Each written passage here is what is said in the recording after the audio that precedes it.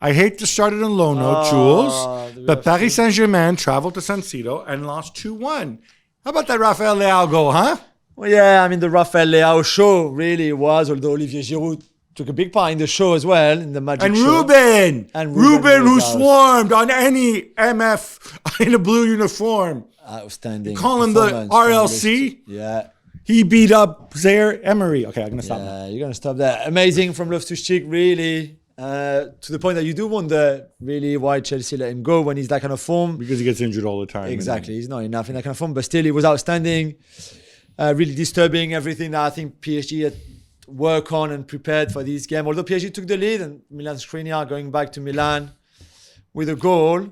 Well, Loftus-Cheek, by the way, forgot, talking about man marking earlier with Diogo Dalot, forgot him completely. And then after that, Leao was really too much to handle for Hakimi, for PSG, who were not good enough. I don't think there was much really. Milan deserved to win and they were a better team. But PSG had some chances. Dembele was a problem, I think, as well on his side. But there was not enough from Koulibaly, not enough from Mbappe, and certainly not enough from the PSG midfield overall. From Warren to Vitinha and Ugarte especially, who was very poor, I thought. Well done, Milan. That really bring them back to... Are they a little complacent, Paris Saint-Germain here? I don't know if... Maybe because of the first leg, or... I don't know if complacency is... I don't know, maybe you take the lead after 9 minutes and you think, okay, we're going to control this. There was just not enough control. Yeah. At all, and that was not good enough. No, and it was good for Milan, obviously, they're coming off their negative run of results, although I thought the only game where they were really terrible was the Udinese defeat. The other ones... In Paris, they were not great either. No, and against... In Paris, no, but Paris Saint-Germain at home are going to be... They're always going to be favored over Milan now. So, I love this. I love how tight this group is. It's going to be great. And sticking with this game, Gabi, Gigio Donnarumma got a very heated reception from his former fans at San Siro. I think we both understand why, but is this ever going to end? I don't think so. Look, I think this matters to people. You know, I talked before about having respect for fans. I'm not saying he disrespected them. He has every right. It was a certain circumstance. He ran his contract down. The difficulty is, as long as football clubs sell us narratives about homegrown youngsters who make their first debuts at 16 at the captain's armband, I think average fan is never going to understand, like, oh, look, you know, you're not happy with 12 million a year, you want 15 million a year. When you've grown up here, you're the captain, we sing your name and everything. That's a difficult thing, right? Yeah, exactly.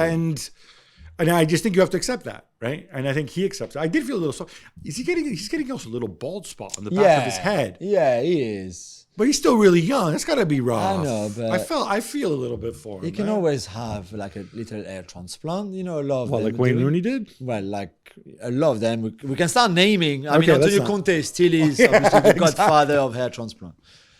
Now, so this group, as we mentioned, is wide open since Borussia Dortmund beat Newcastle 2-0. And we even had a Karim Adeyemi sighting. We had. It was decent. Although, I mean, I think Julien Brandt really was the outstanding player in that game. Dortmund really bouncing back well from that heavy defeat against Bayern in the league the weekend before. Very disappointing first half for Newcastle for sure. Starting with Eddie Howe's team selection. Really? You put Almiron and Gordon on the bench? I didn't understand. So I assume they're not fit because it was funny because the watching English media is like, oh, heavily depleted Newcastle. I'm like, okay, fine. You know, no Botman, that's huge. No Tonali, better get used to it. No Isak, I think that's important. But so I assume they had knocks or something. I don't think so. I think that was just his call, and they came on at halftime, obviously, and the second half was much better. If Joel Linton scored a huge chance that he should really score on the Livramento cross, then he goes to 1-1 and maybe the rest is different. But I think Dortmund were good and they have that momentum. And now, as you said, everybody can qualify. It's literally 4, 5, 6, and 7 points for those four teams. So it's anyone's guess, really, who's going to come through. Milan against Dortmund at San Siro, end of the month. I will be there. Yeah, and PSG against Newcastle at home at the Parc des Princes could be a game that see them qualifying as well. Real Sociedad scored 3 times and missed a penalty in the first half hour of their 3-1 win over Benfica. Gab, you wrote that they're one of the 2 standout teams in the competition so far. Do you want to guess who I picked as the other standout team? Not Manchester United. It's Manchester City, obviously. No, when I asked myself, who has been consistently good, right? So good. When they played Inter, they were really on. I mean, Inter really got away with it Yeah. in that one. Otherwise, they've been flawless. We've talked about this before. I wonder if teams in La Liga maybe have figured them out a little bit more, and that's why they're seventh. Although, again, they put Barcelona to the sword and lost on the weekend.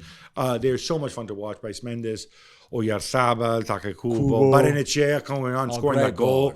As you mentioned, I think, 15 kids from the academy? Yeah. Tremendous. Barcelona fall to Shakhtar Donetsk 1-0. Jules, you want to despair about the run? Or do you want to praise Shakhtar? Or both? Both. Both, probably. I mean, first of all, your friend, Andre Christensen, that defending. I know we talked a lot about players making mistakes so far on the show. But Christensen, not marking Danilo Sikan on the cross is just mind-blowing, I think, at that level. And it's a great header and it's a great goal, but Barca should have defended that better. I think something happened. I think something must have distracted or something. I don't know, because this is really Christensen bad. malfunction. I don't know. I don't know, but it's bad. But to be fair, Shakhtar deserved completely their win. It was a poor performance from Barcelona, who only had one shot on target in the whole game, and that came quite late. They woke up a bit once Pedri and Joao Felix had come on, but for a long, long time, this was a very, very poor performance. It felt to me worrying. Maybe Pedri's not ready to start, whatever. But the Joao Felix, I don't know if maybe he needed a rest, but it surprised me that he didn't start. Yeah, no, me too. I was really surprised by Xavi's team selection, to be fair, and I think... And then Marcos Alonso and Christensen. Yeah, it feels a little bit careful. like, oh, look, let's rotate against these mopes, And because they won against La Real Sociedad, we said, but not playing well at all. And then they didn't play well again for the second game in a row and lost this time, which they deserved. So. And they're up against high-flying Porto next. Yes, careful. That's right. Cuidado. Yeah. Manchester City have qualified, as expected, of course, beating Young Boys 3-0. Gab, what happened to Erling Haaland's goal drought, though? Well, yeah, when we all pretended like the Champions League is a whole different thing. Look, he hasn't scored in the Champions League since whatever. Like, the people who are going to criticize for him, they're also going to point out that all 4 of his goals in the Champions League have come against Young Boys, right? And I know, 2 of those were penalties. I thought he looked lively. I thought he looked sharp. I thought he could have scored more. I thought he looked good. Even when he was missing all those chances, because he was getting in those chances. I'm Team Guardiola on this one. By the way, some great moments of skill in this game. The Foden control, that's pretty ridiculous. And then the acceleration as well. Don't try this at home. Where do you stand on the camera asking for Haaland shirt at halftime and doing it so just wait at least. This is wrong to do at halftime, but if you want to do it in the tunnel. Do it when nobody's watching. It's a terrible look. If I was one of his teammates, I would go. I'd pin him. I would do a Roy Keane on Juan Sebastian Veron to him. Put it that way. Real Madrid are also through, beating Braga 3-0. No Bellingham, no problem when you have the little magic man, Brahim Diaz. Oh, Brahim Diaz, who got a first goal that was chalked off, and rightly so for a Vini foul. Initially in the move, then he scored one, set up by Vinicius. That was great. Braga played well. They're good. They're really nice little team to watch. Didn't I tell you before we made our predictions? I said Braga are a good side. Yeah, they played well. They're just a bit naive and a bit limited in terms of talent anyway. So, but Rodrigo was lovely, and his second goal, the third one, is a wonderful piece of skill. The one to Vinicius. So win. I want more space for Brahim Diaz on this team. I'm not saying you should play in place of Bellingham. Obviously, he was unavailable for this game, but you got to get him on the pitch more. He was lovely. You have to. He was lovely. Napoli could have also qualified from that group, Gab, but they achieved what has been impossible of late.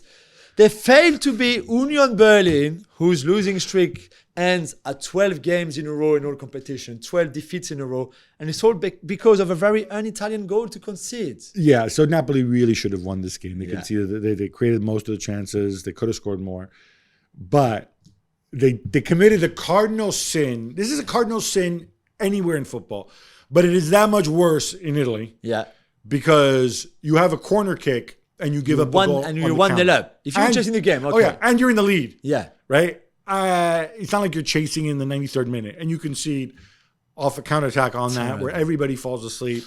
Yeah, that would dampen the enthusiasm. People are now talking about the curse of the Maradona because they scored a lot. There's no curse of the Maradona. You should just be thankful and wipe your mouth when you mention the man's name. This is just stupid, but it's fine. They had a performance. They're on their way there. It would have been better if they'd wrapped it up, but whatever. Yeah, they were still going to qualify. No Odegaard, no Gabriel Jesus, no Eddie Nketiah. Who would have said I would ever say that. But Arsenal have more than enough oomph to beat Sevilla 2-0, Jules. What about my man Georgie, huh? Oh, what a pass. The pass, yeah? For Bukayo This Saka. is why he's there. Enough of this. He can't defend. He can't defend. This is what I said. Often, sometimes the second assist, so the assist before, the pass before the assist, is better, more important than the assist He itself. cut out like 8 players. It's crazy. Really good. Sevilla were terrible, I thought. Again, they had only one shot, and that was in the 94th minute. Arsenal controlled the whole game from start to finish. Could have scored more goals. Should have scored more goals, maybe. Weird team selection, too, from Sevilla. Like, no Rakitic, no Luka The two Bacchio, kids no at Navas. fullbacks. I know, really strange. Really strange. Bayern good to go as well as they beat Galatasaray 2-1, but Jamal Musiala picks up an injury. Yeah, it looks bad. It looks like a muscular injury as well, Gabi. More space for Tommy Muller? Exactly, I guess. Let's show some respect to Inter, Gab. A late Lautaro Martinez penalty gives them a 1-0 win in Salzburg. That means they've also qualified Yeah, good after for them. 4 games, which is pretty Like remarkable. Real Sociedad, yeah. Well, he mixes things up. He rotates. He rotates the stuffing out of this team. He uses substitutions. No Barella. He played this guy Bissok at the back, who I don't think had started a game yet. No. And it works for him. Marcus Thuram, by the way, tremendous in this game. He's not the most fluid player. He's not even the the way most he runs, technically gifted player, right? I think he got the athletic genes, but not the talent gene. Although, to be fair, Marcus Thuram wasn't exactly Beckenbauer either. But such work rate, and Lautaro, Ballon d'Or. Atletico Madrid beat up Celtic, who have a man sent off. Yeah. It's 6-0. But Jules, I'm betting you just want to celebrate and enjoy some of the pretty goals from this game. Wow, I don't know which Who's one your favorite? to pick. Samuel Lino, no? Samuel Lino is very special, coming inside onto his right foot and curling it. I love the Griezmann. I knew the bicycle Griezmann was kick, coming. of course. But even the Morata second goal, when he controls with his right foot, shifted onto his left, and then kind of half volley it under the bar. Pretty special. I mean, it's easier against 10 men, and the Celtic team that is always trying to play, which maybe they should have stopped doing at 1-0 or 2-0 even. The Maida red card, I don't know where you stand. I think it's a red because he goes and the studs first. Some people like Brandon Rodgers didn't think he should have been a red. It's a bit like... Yeah, studs first. Exactly. It's dangerous, Is a red. I think it's so. not. It's another green campaign for Celtic in Europe, though. It's not good. Not the easiest group either. No, for sure.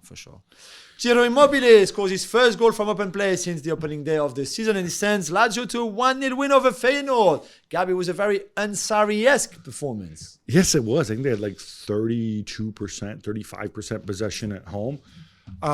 This was more like, do you remember when Sarri was at Chelsea and he tried to play, and he played Sarri ball in the first half of the season? And then they said, you're going to go and, win the Europa League. And so he decided to play shutdown the rest of the way and counterattack.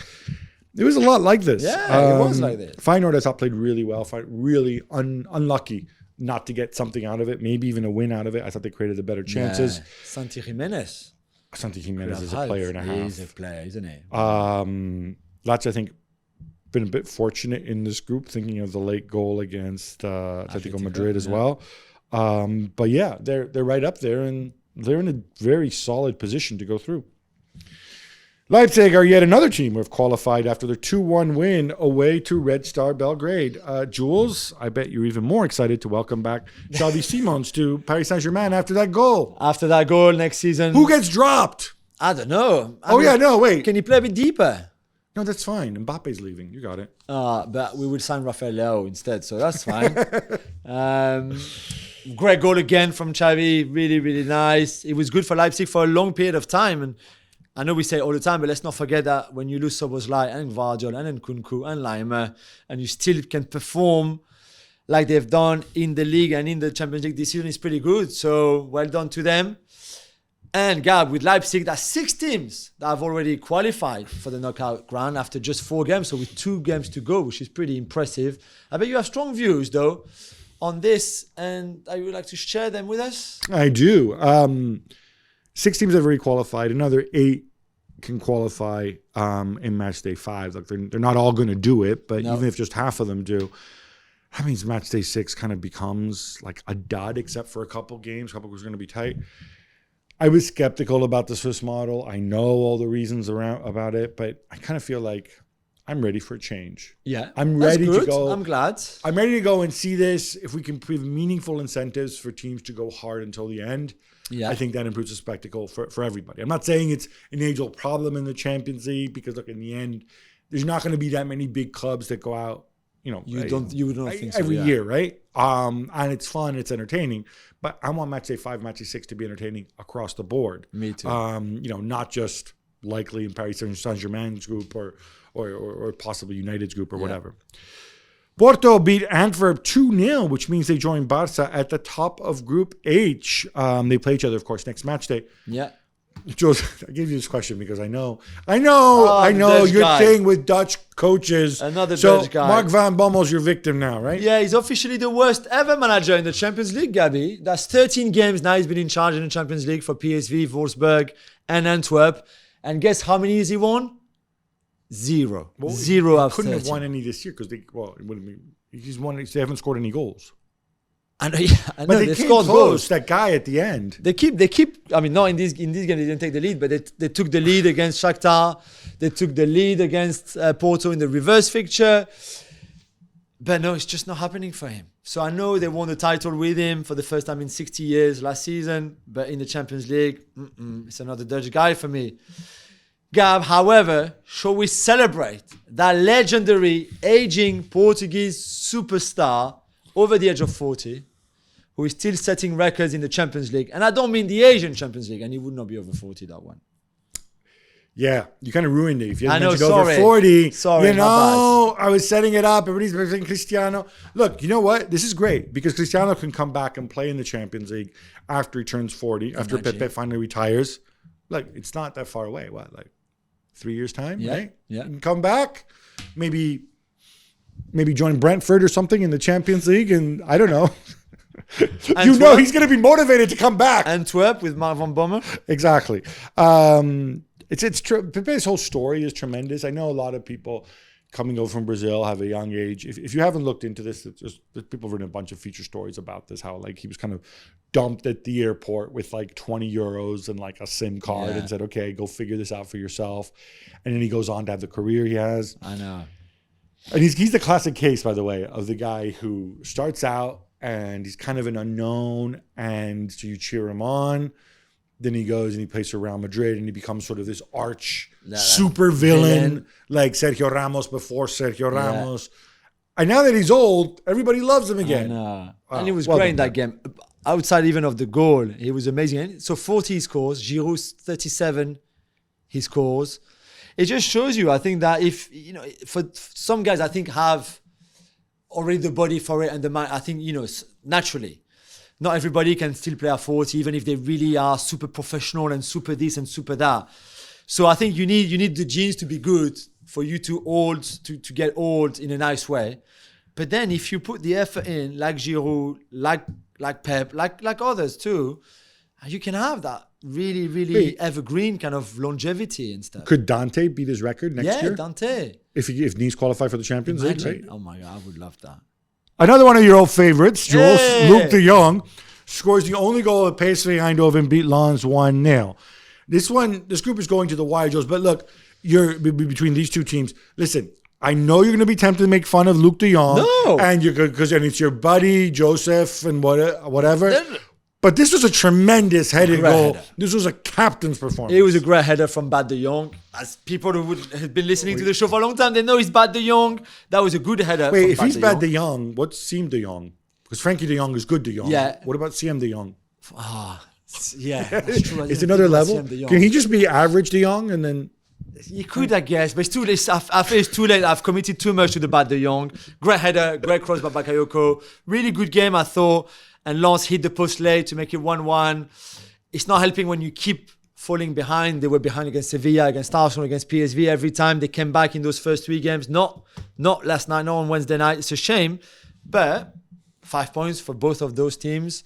It feels that Sevilla are a bit behind. So to go with Arsenal, who are almost qualified, it will be one of them too, and it will be very exciting next 2 games, I think. By the way, in case you're wondering, Nigel de Jong, of course, is badass de Jong. Yeah, badass de Jong, for sure, that's for sure.